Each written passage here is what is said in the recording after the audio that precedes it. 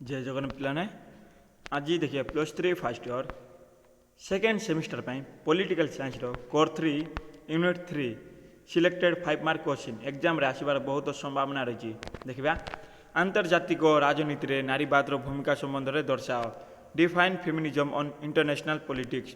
आंतर्जातिक राजनीति रे नारीवादी माने सार्वभौमत्व राष्ट्र और सुरक्षा परि केतेक गुरुत्वपूर्ण चिंताधारा को विश्लेषण करिसंती। आंतर्जातिक राजनीति रे नारीवादी माने जो माने अछंती से माने सार्वभौमत्व राष्ट्र और सुरक्षा परि केतेक गुरुत्वपूर्ण चिंताधारा को व्याख्या करिसंती। यह आंतर्जातिक राजनीति और विश्व अर्थनीति क्षेत्र में आंतर्जातिक राजनीति और ता सहित विश्व अर्थनीति क्षेत्र में नारी मानकर नगण्य योगदान और गौण भूमिका और लिंगगत अधस्तनत्व प्रति दृष्टि आकर्षण करिथांती।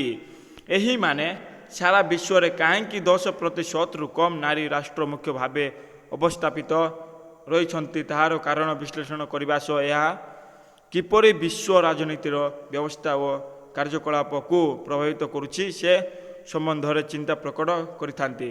मीन्स कौचे यही माने बा नारीवादी माने सारा विश्व में कहीं 10% रु कम हेब प्रतिशत रु कम नारी राष्ट्र मुख्य भावे अवस्थापित रही ताहार कारण विश्लेषण करने सह तार कारण व्याख्या करने सहित यह किपरि विश्व राजनीतिर व्यवस्था और कार्यकलाप को प्रभावित करुछि से संबंध में चिंता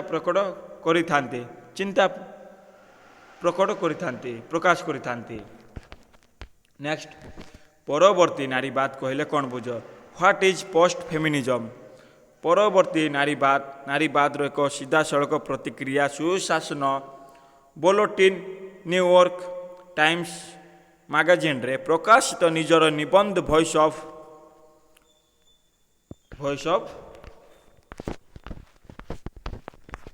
द पोस्ट फेमिनिस्ट जनरेशन रे प्रथमे परवर्ती नारीवाद शब्द व्यवहार करथिले। इम्पोर्टेंट 1 मार्क रे आसीबो। सुशासन बुलेटिन न्यूयॉर्क टाइम्स मैगजीन रे प्रकाशित निजर निबंध voice of the post feminist generation रे प्रथम परवर्ती नारीवाद शब्द व्यवहार होइथिला।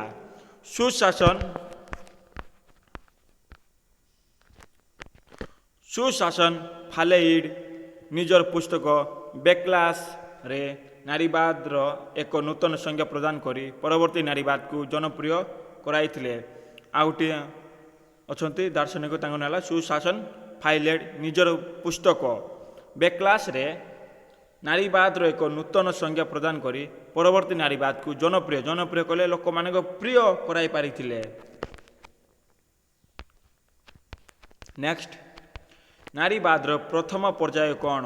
What is first wave of feminism. 19 शताब्दीर शेष भाग और 20 शताब्दीर प्रथम भाग रे इंग्लैंड और अमेरिका रे नारी मानकर जो आंदोलन आरंभ होइथिला ताहाकू प्रथम पर्याय नारीवाद कहा जाइताय। मीन्स कौच 19 शताब्दीर शेष बा लास्ट भाग रे और 20 शताब्दीर प्रथम पर्याय रे इंग्लैंड और अमेरिका देश रे नारी मानकर जो आंदोलन नारी मानकू नेकिना जो आंदोलन सृष्टि होइथिला ताहाकू ही प्रथम पर्याय नारीवाद कहा जाइताय। एही पर्याय रे विवाद निमंते विवाद कले डिस्प्यूट्स पाई समाजर चुक्ति बुझामणा और नारी मानक पैतृक संपत्ति रे नारी मानक पितांकर संपत्ति अंशीदार उपरे मत रखा जाइथिला। एही पर्याय रे विशिष्ट नारीवादी वोल्टायरिनक गोटे विशिष्ट नारीवादी अछंती तांको नाला वोल्टायरिनक डिक्लेयरे ओ मार्गारेट सांगर नारीर यौन जीवन उत्पादन एवं अर्थनैतिक स्वाधीनतार आवश्यक उपरे मत देथिले। अमेरिका संविधान रे 19 अमेरिकार संविधान जहाँ अच्छी से 19तम संशोधन द्वारा समस्त राज्यर जिते गुड़े राज्य अच्छे से समस्त राज्यर नारी मानकू मतदान अधिकार दिया उपरे नारी मानक मतदान रहिबा आवश्यक अधिकार दिया उपरे नारीवाद प्रथम पर्याय परिसमाप्ति घटी। नेक्स्ट ନାରୀବାଦ ସମ୍ବନ୍ଧରେ ମିଲ୍ଙ୍କ ଚିନ୍ତାଧାରା କ'ଣ? What is the view of Mill on feminism? ମିଲ୍ଙ୍କ ଅନୁସାରେ ନାରୀ ମତଦାନ ଓ ପ୍ରତିନିଧିତ୍ୱ ସପକ୍ଷ ଥିବ ଓ ମତ ରଖିଥିଲେ। ନାରୀଙ୍କ ପ୍ରତି ସପକ୍ଷରେ ମତ ରଖିଥିଲେ। ତାଙ୍କରି ମତରେ ରାଜନୈତିକ କ୍ଷେତ୍ରରେ ପୁରୁଷ ଓ ନାରୀମାନଙ୍କର ସମ ଅଧିକାର ରହିଅଛି। ବା ମିଲ୍ଙ୍କ ମତରେ ରାଜନୈତିକ କ୍ଷେତ୍ର କହିଲେ ରାଜନୈତିକ କ୍ଷେତ୍ର ମିନ୍ସ ମହିଳାମାନେ ବି ଭୋଟ ଦେଇପାରିବେ, ଯୋଗଦାନ କରିପାରିବେ। ରାଜନୈତିକ କ୍ଷେତ୍ରରେ ପୁରୁଷ ଓ ନାରୀମାନଙ୍କ ସମ ଅଧିକାର ରହିଅଛି। ପୁରୁଷକୁ ଯେତିକି ସମାନ ଅଧିକାର ରହିଛି ତାଙ୍କ ଠାରୁ ନାରୀମାନଙ୍କର ବି ସେପରି ସମାନ ଅଧିକାର ରହିଛି। ନାରୀମାନଙ୍କର ପୁରୁଷମାନଙ୍କ ପରି ବୌଦ୍ଧିକ, ଶିକ୍ଷାଗତ, ରାଜନୈତିକ ଚେତନା ରହିଛି। ପୁରୁଷମାନଙ୍କ ଭଳି ନାରୀମାନଙ୍କର ବି ବୌଦ୍ଧିକ, ଶିକ୍ଷାଗତ, ରାଜନୈତିକ ଚେତନା ରହିଛି। ତେଣୁ ସେମାନଙ୍କୁ ମତଦାନ ଅଧିକାରରୁ ବଞ୍ଚିତ କରାଯିବା ଉଚିତ ନୁହେଁ। ତେଣୁକରି ନାରୀମାନଙ୍କୁ ମତଦାନ ଅଧିକାରରୁ ବଞ୍ଚିତ କରାନଯିବା ଉଚିତ ବୋଲି ସେ ମତ ଦେଇଥିଲେ। ନେକ୍ସଟ ଇମ୍ପୋର୍ଟାଣ୍ଟ କ୍ୱେଶ୍ଚିନ୍ ଏହା। ନେକ୍ସଟ ପ୍ରଶ୍ନ ନମ୍ବର 5, ନାରୀବାଦ ସମ୍ବନ୍ଧରେ ବେନ୍ଥାମଙ୍କ ଚିନ୍ତାଧାରା କ'ଣ? Very very important. What is the view of Bentham on feminism? ବ୍ରିଟେନର ମହାନ ଉପଯୋଗିତାବାଦୀର ଜନକ ବେନ୍ଥାମ ନାରୀମାନଙ୍କ ସମାଜରେ ନ୍ୟୁନ ଭୂମିକା ଦେଖି 11 ବର୍ଷ ବୟସରୁ ଏହା ତାଙ୍କୁ ସଂସ୍କାରକ ଭାବେ ଗଢ଼ି ତୋଳିଥିଲା। 1 ମାର୍କରେ ଆସିବ, ଭେରି ଭେରି ଇମ୍ପୋର୍ଟାଣ୍ଟ କ୍ୱେଶ୍ଚିନ୍, ଏବଂ 5 ମାର୍କରେ ବି ଆସିବ। ବ୍ରିଟେନ ଦେଶର ମହାନ ଉପଯୋଗିତାବାଦୀର ଜନକ ହେଉଛନ୍ତି ବେନ୍ଥାମ।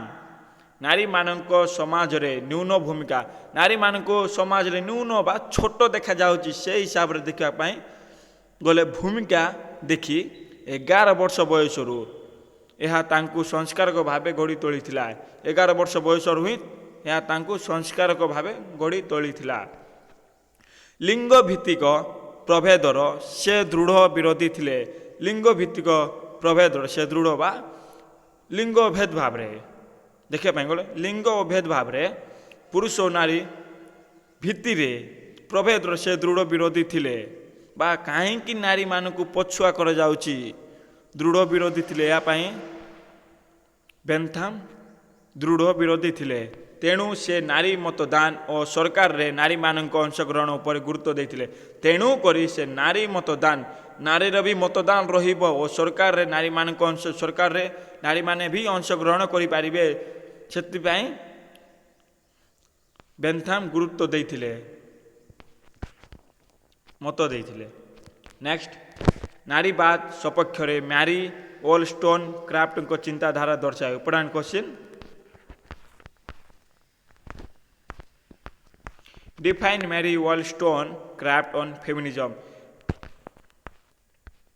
ମ୍ୟାରୀ ଓଲଷ୍ଟୋନକ୍ରାଫ୍ଟ ତାଙ୍କରି ପୁସ୍ତକ vindication of the rights of ୱୋମେନ୍ରେ ନାରୀ ଶିକ୍ଷା ଓ ସମାଜ ମଧ୍ୟରେ ନାରୀର ସ୍ଥାନର ପୁନଃନିର୍ଦ୍ଧାରଣ ଉପରେ ଗୁରୁତ୍ୱ ଦେଇଥିଲେ। ଇମ୍ପୋର୍ଟାଣ୍ଟ କ୍ୱେଶ୍ଚିନ୍, ତାଙ୍କ ପୁସ୍ତକ ପଚାରିପାରେ ଏକ୍ଜାମରେ। ମ୍ୟାରୀ ଓଲଷ୍ଟୋନକ୍ରାଫ୍ଟ ତାଙ୍କର ପୁସ୍ତକ କ'ଣ ଥିଲା ବୋଲି ଲେଖିବ, ଭିଣ୍ଡିକେସନ୍ ଅଫ୍ ଦି ରାଇଟ୍ସ ଅଫ୍ ୱୋମେନ୍ରେ ନାରୀ ଶିକ୍ଷା ଓ ସମାଜ ମଧ୍ୟରେ ନାରୀର ସ୍ଥାନର ଆଉଥରେ ନିର୍ଦ୍ଧାରଣ କରାଯାଉ ଉପରେ ଗୁରୁତ୍ୱ ଦେଇଥିଲେ। ତାଙ୍କରି ମତରେ ନାରୀମାନେ ମଣିଷ ହୋଇଥିବା ଯୋଗୁଁ ପୁରୁଷମାନଙ୍କ ପରି ସେମାନଙ୍କୁ ମଧ୍ୟ ସମାନ ସୁବିଧା ସୁଯୋଗ ପ୍ରଦାନ କରାଯିବା ଉଚିତ। ଇମ୍ପୋର୍ଟାଣ୍ଟ କ୍ୱେଶ୍ଚିନ୍ ଏବଂ ସିଲେକ୍ଟେଡ। ତାଙ୍କରି ମତରେ ମ୍ୟାରୀ ଓଲଷ୍ଟୋନକ୍ରାଫ୍ଟଙ୍କ ମତରେ ନାରୀମାନେ ମଣିଷ ହୋଇଥିବା ଯୋଗୁଁ ନାରୀମାନେ ବି ମଣିଷ ଅଛନ୍ତି ବା ହେଇଛନ୍ତି, ପୁରୁଷମାନଙ୍କ ପରି ସେମାନଙ୍କୁ ମଧ୍ୟ ସମାନ ସୁବିଧା, ଏବଂ ପୁରୁଷମାନେ ବି ମଣିଷ ଏବଂ ନାରୀମାନେ ବି ମଣିଷ, ସେଥିପାଇଁ ପୁରୁଷକୁ ଯେତିକି ପ୍ରାଧାନ୍ୟ ଦିଆଯାଉଛି ନାରୀମାନଙ୍କୁ ବି ସେତିକି ପ୍ରାଧାନ୍ୟ ଦିଆଯାଉ, ମଧ୍ୟ ସମାନ ସୁବିଧା ସୁଯୋଗ ପ୍ରଦାନ କରାଯିବା ଉଚିତ। ପ୍ରତି କ୍ଷେତ୍ରରେ ନାରୀମାନଙ୍କୁ ସମାନ ସୁବିଧା ପ୍ରଦାନ କରାଯାଉ। ନାରୀମାନଙ୍କୁ ସମାଜରେ ଅଳଙ୍କାର ଯାହା ପରିଧାନ କରିଥାନ୍ତି, ଅଳଙ୍କାର ଓ ବିବାହର ସମ୍ପତ୍ତି ବୋଲି ଭାବିବା ଅନୁଚିତ। ନାରୀମାନଙ୍କୁ ସମାଜର ଅଳଙ୍କାର ଓ ବିବାହର ସମ୍ପତ୍ତି ବୋଲି ଭାବିବା ଅନୁଚିତ, ତାହା ଗୋଟିଏ ଭୁଲ ହେବ। ନାରୀମାନେ ସମାନ, ପୁରୁଷ ସହିତ ସମାନ ଅଟନ୍ତି। ନେକ୍ସଟ, ଜାତୀୟ ମହିଳା ଆୟୋଗ କହିଲେ କ'ଣ ବୁଝ? Important question. What do you mean by national women commissions? 1990 ମସିହାରେ ନାରୀ ଅଧିକାର ସୁରକ୍ଷା ସମୀକ୍ଷା, ନାରୀ ନିର୍ଯାତନାର ତଦନ୍ତ କରି ତାହାର ପ୍ରତିକାର କରିବା, ପାରିବାରିକ ବିବାଦରେ ପରାମର୍ଶ ପ୍ରଦାନ କରିବା, ମହିଳାମାନଙ୍କୁ ଆଇନ ସମ୍ବନ୍ଧରେ ସଚେତନ କରାଇ ତାଲିମ ପ୍ରଦାନ କରିବା ନିମନ୍ତେ 1992 ମସିହାରେ ଜାନୁଆରୀ 31 ତାରିଖରେ ଜାତୀୟ ମହିଳା ଆୟୋଗ ଗଠନ କରାଯାଇଛି। ଇମ୍ପୋର୍ଟାଣ୍ଟ କ୍ୱେଶ୍ଚିନ୍ ଏବଂ 1 ମାର୍କ ଏଥିରେ ଅଛି। 1990 ମସିହାରେ ନାରୀ ଅଧିକାର ସୁରକ୍ଷା ସମୀକ୍ଷା, ନାରୀ ନିର୍ଯାତନା କହିଲେ ପିଲାମାନେ ଯାହା ମାନେ କ୍ଷତି, ନାରୀର କ୍ଷତି ଯାହା ହୋଇଥାଏ ଏବଂ ନାରୀକୁ ଭୁଲ ବୁଝିବାରେ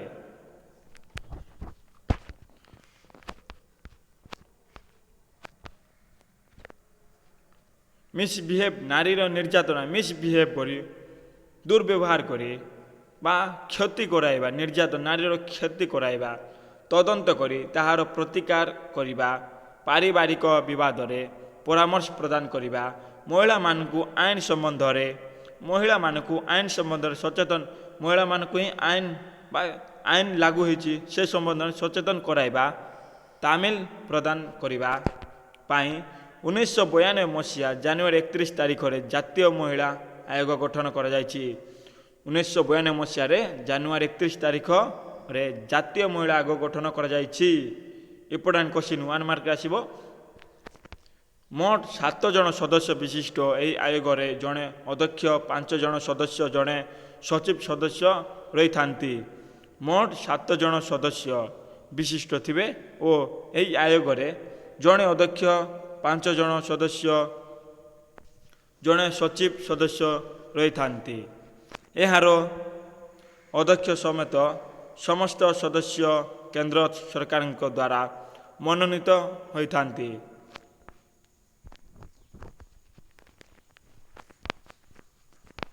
ନେକ୍ସଟ, ଲାଷ୍ଟ, ନାରୀବାଦର ସପକ୍ଷରେ ଥିବା କେତେକ ଯୁକ୍ତି ଦର୍ଶାଅ।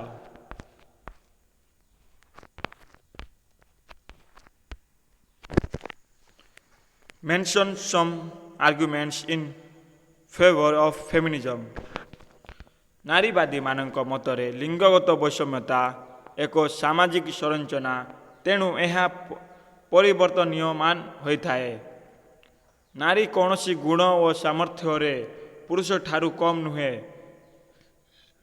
ନାରୀ ହିଁ କୌଣସି ଗୁଣ ଓ ସାମର୍ଥ୍ୟରେ, ବା କହିବା ପାଇଁ ଗଲେ ପୁରୁଷର ଯେତିକି ଦକ୍ଷତା ଅଛି କରିବାର, ମାନେ କାର୍ଯ୍ୟ କରିବାର, ତାଠୁ ଅଧିକା ନାରୀର ଦକ୍ଷତା ରହିଥାଏ, ପୁରୁଷଠାରୁ କମ୍ ନୁହେଁ। ଈଶ୍ୱରଙ୍କ ସୃଷ୍ଟି ଉଭୟେ ସମାନ ଅଟନ୍ତି। ଈଶ୍ୱର ସୃଷ୍ଟି କରୁଛନ୍ତି ପୁରୁଷ ଓ ନାରୀକୁ, ସେଥିପାଇଁ ସେମାନେ ଉଭୟ ସମାନ ଅଟନ୍ତି। ଲିଙ୍ଗ ଭିତ୍ତିକ ଯୋଗ୍ୟତା ନିଯୁକ୍ତି ପାଇଁ ମାପକାଠି ଭାବେ ଗ୍ରହଣ କରିବା ଉଚିତ ନୁହେଁ। ଲିଙ୍ଗ ବା ଭେଦ ବା ପୁରୁଷ ଓ ନାରୀ ଭିତ୍ତିକ ଯୋଗ୍ୟତା ନିଯୁକ୍ତି ପାଇଁ ମାପକାଠି ଭାବେ ଗ୍ରହଣ କରିବା ଉଚିତ ନୁହେଁ। ନାରୀକୁ ଦମନ ଓ ନିୟନ୍ତ୍ରଣ କରାଯିବାକୁ ଏହି ମତବାଦ ଦୃଢ଼ ବିରୋଧ କରିଥାଏ। ନାରୀକୁ ଦମନ କରିବା ଓ କଣ୍ଟ୍ରୋଲ କରାଯିବାକୁ ଏହି ମତବାଦ ଦୃଢ଼ ବିରୋଧ କରିଥାଏ, ଘୋର ବିରୋଧ କରିଥାଏ। ନାରୀ କ୍ରୀଡ଼ନକ ବା ପଣ୍ୟଦ୍ରବ୍ୟ ନୁହେଁ। ନାରୀ ଗୋଟିଏ କ୍ରୀଡ଼ନକ ବା ପଣ୍ୟଦ୍ରବ୍ୟ ନୁହେଁ। ତେଣୁକରି ସେମାନଙ୍କୁ ଅର୍ଥନୈତିକ ସ୍ୱାଧୀନତା ଦିଆଯିବା ଉଚିତ। ତେଣୁକରି ପୁରୁଷକୁ ଯେତିକି ଅର୍ଥନୈତିକ ସ୍ୱାଧୀନତା ଦିଆଯାଉଛି, ଠିକ୍ ସେହିପରି ନାରୀମାନଙ୍କୁ ବି ଅର୍ଥନୈତିକ ସ୍ୱାଧୀନତା ଦିଆଯିବା ଉଚିତ। ନାରୀମାନଙ୍କୁ କେବଳ ଘରୋଇ କାର୍ଯ୍ୟ ମଧ୍ୟରେ ସଂଶ୍ଳିଷ୍ଟ ନ କରାଯାଇ ନାରୀମାନଙ୍କୁ କେବଳ ଘରୋଇ ଭିତରେ ବା ଘର ଭିତରେ ରଖା ନଯାଇ ରାଜନୈତିକ, ସାଂସ୍କୃତିକ, ସାମାଜିକ ସ୍ୱାଧୀନତା ଦେଇ ସାମାଜିକ ପରମ୍ପରାରେ ପରିବର୍ତ୍ତନତାର ଅଣାଯିବା ଆବଶ୍ୟକ ବୋଲି, ରାଜନୈତିକ, ସାଂସ୍କୃତିକ, ସାମାଜିକ ସ୍ୱାଧୀନତାରେ ସାମାଜିକ ପରମ୍ପରାରେ ପରିବର୍ତ୍ତନତା ଅଣାଯିବା ଆବଶ୍ୟକ ବୋଲି ଏହି ମତବାଦ ମତ ଦେଇଥାଏ। ଏହା ଥିଲା ସିଲେକ୍ଟେଡ୍ 5 ମାର୍କ କ୍ୱେଶ୍ଚିନ୍ ପଲିଟିକାଲ ସାଇନ୍ସର କୋର୍ 3 ୟୁନିଟ୍ 3।